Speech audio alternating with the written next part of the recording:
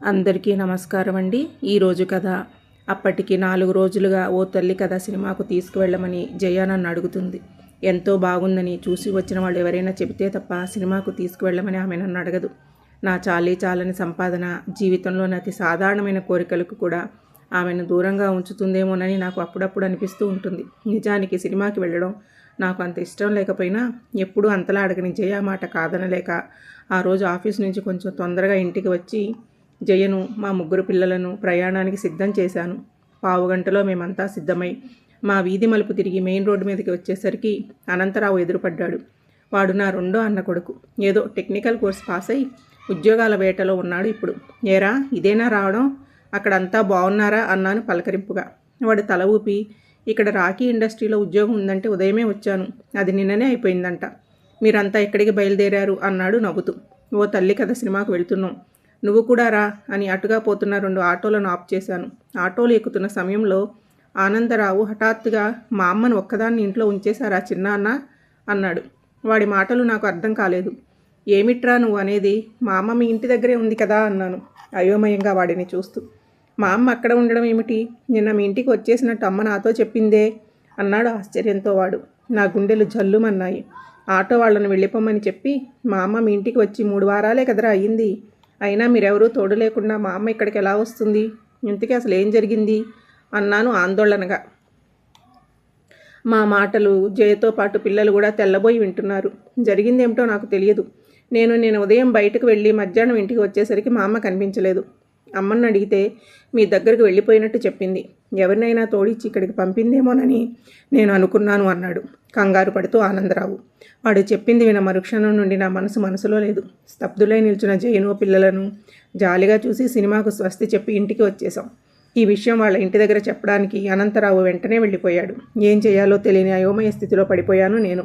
ఎడతెగని ఆలోచనలు ఒక్కసారిగా ముసురుకొని నన్ను ఉక్కిరి చేసేస్తున్నాయి. అమ్మ మామూలు స్థితిలో ఉంటే నేను ఇంత హైరాణ పడవలసిన అవసరం లేకపోను. పెద్దన్నయ్య చనిపోయినప్పటి నుంచి అమ్మకు కొంచెం మతిస్థిమితం లేదు. అమ్మకు నేనే ఆఖరి వాడిని. మా తండ్రి మా చిన్నతనంలో మరో స్త్రీ ఆకర్షణలో పడి మమ్మల్ని వదిలి ఆమెను తీసుకుని ఎక్కడికో వెళ్ళిపోయాడు. అసలు ఉన్నాడో లేడో ఈనాటికి తెలియదు. ఆయన గారు తను పోతూ మమ్మల్ని తప్ప అమ్మకి ఏమీ మిగల్చలేదు. అప్పటి నుంచి అమ్మ పడరాని కష్టాలు పడి మమ్మల్ని పెంచి మా జీవితాలను కొలిక్కి తీసుకొచ్చింది. అమ్మకు పెద్దన్నయ్య అంటే అంతులేని ప్రేమ ఉండేది. చిన్నతనంలోనే చదువుకు స్వస్తి చెప్పి కూలీ నాలీ చేస్తూ కొంతలో కొంత అమ్మకు సాయపడేవాడు అన్నయ్య. విసుగు విరామం లేకుండా నిరంతరం తరిగిపోయే కాలగ్రమ చక్రంలో అపూర్వమైన అమ్మ ప్రేమానురాగాలతో మేము పెద్దవాళ్ళమయ్యాము. మా అందరికీ పెళ్ళిళ్ళు అయ్యాయి. ఎవరికి వారు వేరుపడినా అమ్మ పెద్దన్నయ్య దగ్గరే ఉండేది. పెద్దన్నయ్య బతికి ఉంటే అసలు ఈ రోజున ఈ సమస్య ఉత్పన్నమై ఉండేది కాదు. క్యాన్సర్ వ్యాధికి గురైన వదిన ఆరోగ్యం కోసం ఎంతో డబ్బు ఖర్చు చేస్తూ తన 4 పిల్లలతో పాటు అమ్మను కూడా తానే చూసేవాడు అన్నయ్య. తాను బతికి ఉన్నంతకాలం మీరు అమ్మను చూడడం లేదురా అని ఎప్పుడూ ఒక్క మాట కూడా అనలేదు. పైగా అమ్మను ఈ ఇంటి గడప దాటనివ్వను, మీ బతుకులేవో మీరు బతకండి, ఎప్పటికైనా నా చేతుల మీదగానే అమ్మను ఇంత బూడిద చేయాలి అనేవాడు అన్నయ్య. అలాంటి మనిషి వదిన క్యాన్సర్కు బలి కావడంతో పిచ్చివాడై ఆమె మీద ప్రేమను చంపుకోలేక వదిలిపోయిన 4 నెలలకే అన్నయ్య తను జీవితయాత్ర ముగించాడు. తనను ఎంతో ప్రేమగా చూసుకుని కొడుకు కోడలు చనిపోవడంతో అమ్మ మనసు తీవ్రంగా గాయపడింది. ఆ గాయానికి మందులు వాడిన ఫలితం శూన్యమే అయ్యింది. అప్పటి నుంచి అమ్మ అదే ధ్యాసతో కుంగిపోయింది. కొడుకు కోడలు తన కళ్ళ ఎదురుగా బూడిద కుప్పగా అయిపోవడం ఆమెకు భరించశక్యం కానిదయ్యింది. పిలవగా పలకడం, పరీక్షగా చూస్తే తప్ప ఎదుటి వాళ్ళని పోల్చుకోలేకపోవడం, ఒంటి మీద బట్ట ఉందో లేదో అన్న గ్రహింపును కోల్పోవడం, ఇలాంటి మతిస్థిమితం లేని లక్షణాలన్నీ అమ్మను ఆవరించుకున్నాయి. అలాంటి పరిస్థితిలో అమ్మను చూడవలసిన బాధ్యత చిన్నన్నయ్య మీద నా మీద పడింది. మా బతుకులు మాకే భారంగా ఉన్న పరిస్థితులు. పెద్దన్నయ్యలాగా అమ్మను ఒకరి వద్దనే ఉంచుకునేందుకు సహకరించలేదు.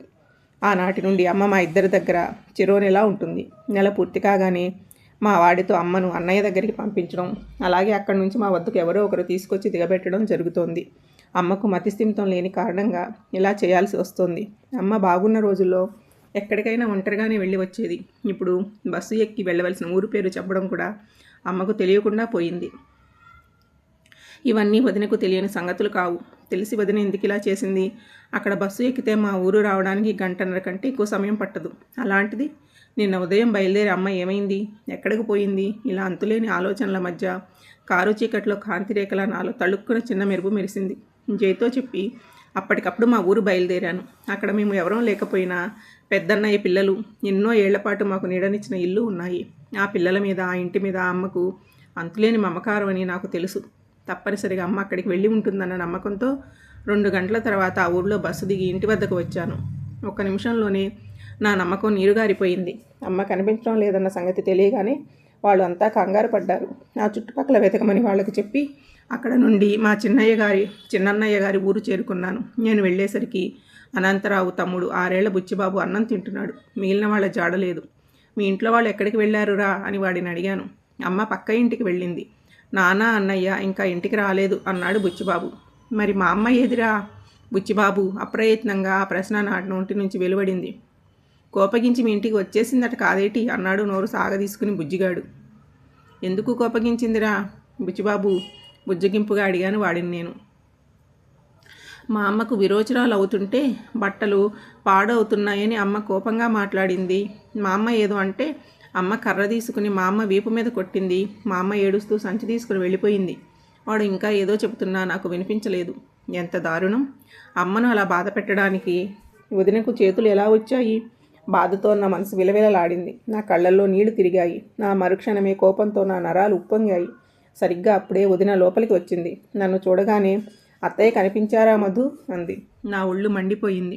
కనిపించారు. నా శుభవార్త చెప్పడానికే వచ్చాను అన్నాను అతి కష్టం మీద, కోపాన్ని నిగ్రహించుకొని. వదిన తెల్లబోయి మరుక్షణం నా మాటల్లోని వ్యంగ్యాన్ని గ్రహించి తను కూడా నా వైపు తీవ్రంగా చూసింది. అమ్మకు మతి లేదని వెంట మనిషిని ఇచ్చి పంపాలని నీకు తెలియదా అన్నాను. తెలుసు బాబు, తెలుసు. ఎందుకు తెలియదు? మీ ఇంటికి పంపడానికి 1 రోజులు గడువు ఉందని కూడా నాకు తెలుసు. మేము తినకో ఆవిడికి పెడుతున్నాము. తిన్న దగ్గర నుంచి బట్టలు పాడు చేసుకుంటూ ఉంటే ఎలా ఓర్చుకునేది? ఓర్చుకోలేక నిన్న చిరాకు పడ్డాను అంతే. ఆవిడికి రోషం పొడుచుకు వచ్చి నీ వద్దకు వెళ్ళిపోతాను అని పట్టుబట్టి కూర్చున్నారు. ఎంత చెప్పినా వినిపించుకోలేదు. మీ అన్నయ్య చేస్తున్న వ్యాపారం స్థిరంగా లేదని ఆ గడవలో పడి తిరుగుతున్నారు. సమయానికి ఇంట్లో ఎవరూ లేరు. నా దగ్గర 4 రూపాయలు ఉంటే ఇచ్చి పంపించాను అంది తేలికగా వదిన. వదిన నిజం చెప్పలేదు అన్న విషయం నాకు అర్థమైంది. ఒంట్లో బాగుండని మనిషిని నిర్దాక్షిణ్యంగా కొట్టి వెళ్ళిపోతుంటే చూస్తూ ఊరుకున్న వదిన అసలు ఉద్దేశం ఏమిటో నాకు బోధపడింది. ఇంతలో అన్నయ్య వచ్చాడు. జరిగిన సంగతి తెలియగానే అన్నయ్య ముఖం కోపంతో జేవురించింది. నోటికొచ్చినట్టు వదినను తిట్టిపోశాడు.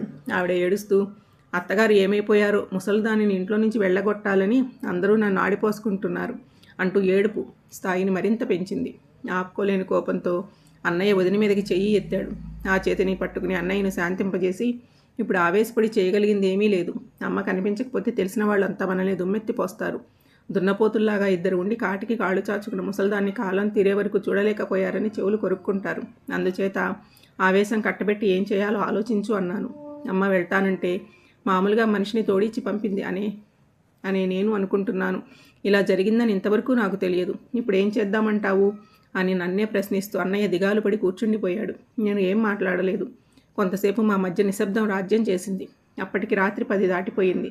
సమయం గడిచిపోతున్నదే కానీ ఏం చేయాలో నాకు తోచడం లేదు. ఏం చేయడానికైనా అమ్మ ఫోటో కూడా మా దగ్గర లేదు. సమీపంలో గల ఊళ్ళన్నీ తిరిగి చూడడం తప్ప మరో గత్యంతరం లేదు అనిపించింది. గోడుతో పోయేదానికి గొడ్డల వరకు పోవడం అంటే ఏమిటో ఆ క్షణంలో నాకు తెలిసి వచ్చింది. దగ్గరగా మూసి ఉన్న వీధి తలుపు తెరుచుకుని హడావుడిగా అనంతరావు లోపలికి వచ్చాడు. మా అమ్మ రాజమండ్రి బస్సు ఎక్కడో నిన్న ఆటో వీరయ్య చూశాడట అన్నాడు కొంచెం అలసటగా. ఆ మాట వినడంతోనే అమ్మ రాజమండ్రి వరకు వచ్చి మా ఇంటికి చేరుకోలేకపోయిందన్న అనుమానం నాలో చోటు చేసుకుంది. ఈ ఆలోచన కలిగిన మరుక్షణం అక్కడ నిలవాలనిపించలేదు. ఇక్కడ నీ ప్రయత్నం నువ్వు చెయ్యి, మేము రాజమండ్రిలో ఎంక్వైరీ చేస్తామని అన్నయ్యకు చెప్పి అనంతరావుతో పాటు రోడ్డు మీదకి వచ్చాను. ఆ సమయంలో బస్సులు అరుదుగా తిరుగుతూ ఉంటాయి. బస్సు కోసం నిరీక్షించి లాభం లేదని అటుగా వస్తున్న ఒక లారీ ఆఫ్ చేసి ఎక్కి కూర్చున్నాం. సుమారు 1.5 గంటల తర్వాత బస్ స్టేషన్ సమీపంలో మమ్మల్ని దింపి లారీ వెళ్ళిపోయింది. ముందుగా బస్ స్టేషన్ దగ్గర నుంచి వెతకడం ప్రారంభించాం. సరిగ్గా అప్పుడే కుటుంబ సమేతంగా సినిమా చూసి వస్తున్న రాంబాబు మాస్టారు కనిపించారు. ఆయన మా పక్క వీధిలోనే ఉంటున్నారు. మా కిరణ్కు ఆయనే ప్రైవేట్ చెప్తారు. ఏదైనా ఊరి వెళ్ళి వస్తున్నావా అన్నారు నన్ను చూస్తూనే. అమ్మ సంగతి ఆయనకి చెప్పాను. విని చాలా బాధపడ్డారు ఆయన.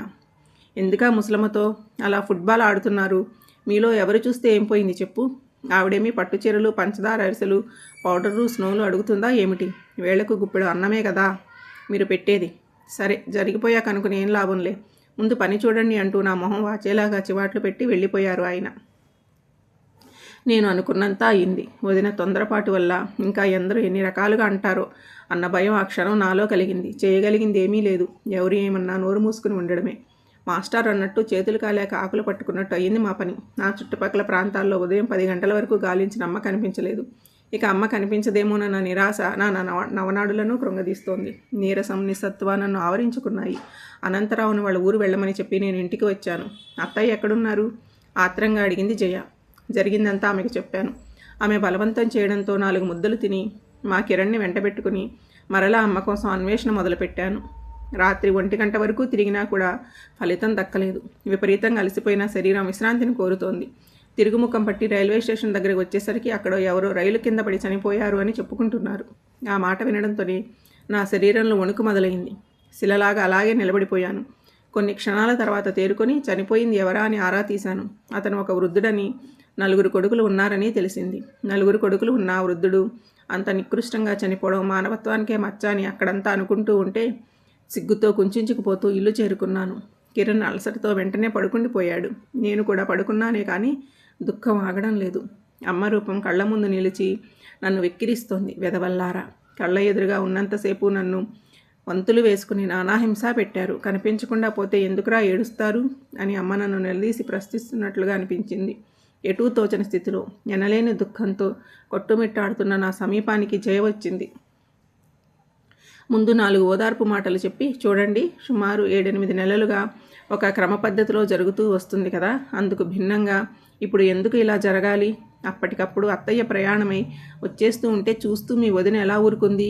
ఈ అనర్థానికి మనందరికీ మనశ్శాంతి లేకుండా పోవడానికి ఆవిడే కారణం. అంతగా ఆవిడ భరించలేకపోతే అత్తయ్యను ఇక్కడికి తీసుకువచ్చి దిగబెట్టవలసింది. లేకుంటే మనకు తెలియజేసినా సరిపోయేది. ఇప్పుడు మనిషి కనిపించకుండా పోయారంటే ఎంత అప్రతిష్టో చూడండి అంది కళ్ళనీళ్ళ పెట్టుకుని. 4 అనే మాటల గురించి తను చాలా భయపడుతుంది. జయ మాటలు నాలో మరింత మనశ్లేషాన్ని కలిగించాయి. ఆమె అన్నదాంట్లో చాలా మటుకు నిజం దాగి ఉంది.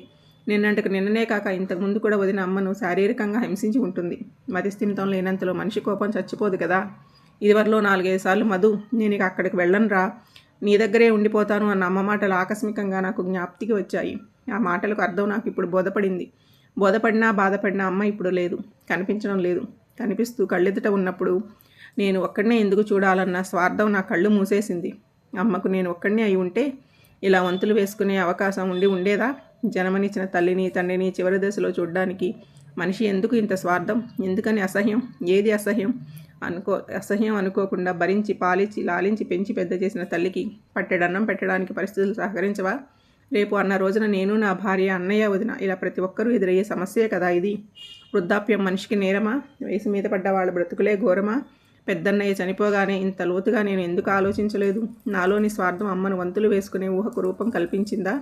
నాలో మంచి చెడుల సంఘర్షణ జరుగుతూ భరించశక్యం కాని బాధ మనసును చిత్రవద చేస్తుండగానే బళ్ళున తెల్లవారిపోయింది. అప్పుడే అన్నయ్య వచ్చాడు. వీణుల విందైన వార్త తెచ్చాడేమోనని నేను ఆశపడ్డాను. అన్నయ్య పెదవి విరిచాడు. నా ముఖంలోకి చూసి బరువుగా నెట్టొచ్చాడు. జయ ఇచ్చిన టీ తాగి అమ్మ కోసం మళ్ళీ అన్వేషణ మొదలుపెట్టాం. అమ్మ మాకు కనిపించకుండా పోయి ఆ వేళకి 5 రోజులు అయ్యింది. ఈ 5 రోజుల నుంచి కంటికి నిద్ర లేదు, కడుపుకి ఇంత తిండి లేదు, మనసుకి శాంతి లేదు. అటు పెద్దన్నయ్య గారి పిల్లలు, ఇటు నాతో పాటు అన్నయ్య, అనంతరావు అడిగిన చోట అడగకుండా, వెళ్ళిన ఊరు వెళ్లకుండా తిరిగి అలసిపోయాం. అమ్మ జాడలేదు. మమ్మల్ని కన్నతల్లి కనిపించడం లేదు. మీకు అమ్మ కనిపిస్తుంది అన్న ఆశ నాలో అంతరించిపోతోంది. ఆ మాట తలుపుకు వస్తేనే ఆనకట్ట తెగిన నదిలా నాలో దుఃఖం పొంగి పొర్లుతోంది. నిజానికి అమ్మ చనిపోయినా ఇంత వేద అనుభవించేవాడిని కాదు. అది సహజం కదా అనుకునేవాడిని. ఈ జీవిత నాటక రంగంలో ఆమె పాత్ర పరిసమాప్తి అయిపోయింది అనే తృప్తి అయినా మిగిలి ఉండేది. కనీసం ఇప్పుడు ఆ తృప్తి కూడా లేదు. అనుక్షణం అమ్మ ఏమైపోయింది, ఎక్కడ ఉంది అన్న జవాబు లేని ప్రశ్నలతో సతమతమైపోతున్నాను. అమ్మ మాకు దూరం కావడానికి కారణమైన వదిన మీద అంతులేని కోపం ముంచుకొస్తోంది. ఈ వృద్ధాప్యంలో మతిలేని స్థితిలో అమ్మ ఎన్ని బాధలు పడుతుందోనన్న ఆలోచన నా అణువణువును దహించి వేస్తోంది. ఆలోచించి మొద్దుబారిన మస్తిష్టంతో ఇక ఆలోచించలేక ఇంటి వసారాలో వాలు కుర్చీ వేసుకుని వెనక్కి చారబడి కళ్ళు మూసుకున్నాను. అలా ఎంతసేపు గడిచిందో తెలీదు. ఎవరో పిలిచినట్టు అనిపించి చటుక్కున కళ్ళు విప్పాను. ఎదురుగా రాంబాబు మాస్టారు, ఆయన పక్కనే అమ్మ. ఆమెను అంత సమీపంలో చూడబట్టి నా తల్లి అని గుర్తించగలిగాను కానీ ఏమాత్రం దూరంలో ఉన్న గుర్తుపట్టలేనంతగా మారిపోయింది ఆమె రూపం. మా వీధిలో ప్రతి ఇంటికి తిరిగి అడుక్కునే ముసలామెకు అమ్మకు ఏమాత్రం వ్యత్యాసం లేదు.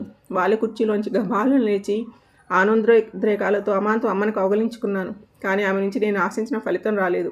కళ్ళు చిట్లించి క్షణకాలం నా వైపు చూసి చూపు మరల్చుకుంది అమ్మ. అమ్మా, నేనమ్మా మధుని, నీ మధునమ్మా అన్నాను ఆవేదనగా. ఆమె భుజాలు పట్టుకుని కుదుపుతూ, అత్తయ్య నేను మీ జయని అంది. అప్పుడే అక్కడికి వచ్చిన జయ. ఆమె వెనకే వచ్చిన పిల్లలు అనుమానాస్పదంగా అమ్మని చూస్తూ నిలబడిపోయారు. అమ్మ మా అందరి వైపు ఒక మారు చూపు సారించి క్షణకాలం తర్వాత, 3 రోజులైంది బాబు, ముద్ద తిని గుప్పడు మెతుకులు పెట్టించండి అంది అచ్చం అడుక్కునే మనిషిలాగా, జాలిగా, దీనంగా. నా దవడ మీద ఎవరో చాచి కొట్టినట్లు అనిపించింది. నా గుండెను ఎవరో పిడికిలతో పట్టి లాగినట్టు అయ్యింది. చందమామ రావే, జాబిల్లి రావే అంటూ తన చల్లని చేతితో గోరుముద్దలు తినిపించి చిటికిన వేలంత మనిషిని చెట్టంత వాడిగా చేసిన నా కన్నతల్లి ఆ చేతిని చాచి ఆ నోరు తెరిచి నన్నే అడుక్కుంటుంది. అంటే ఇంతకన్నా నికృష్టం మరెక్కడైనా ఉంటుందా? ఎంత నిగ్రహించుకున్నా ఆగకుండా నా కళ్ళు ధారాపాతంగా వర్షిస్తున్నాయి.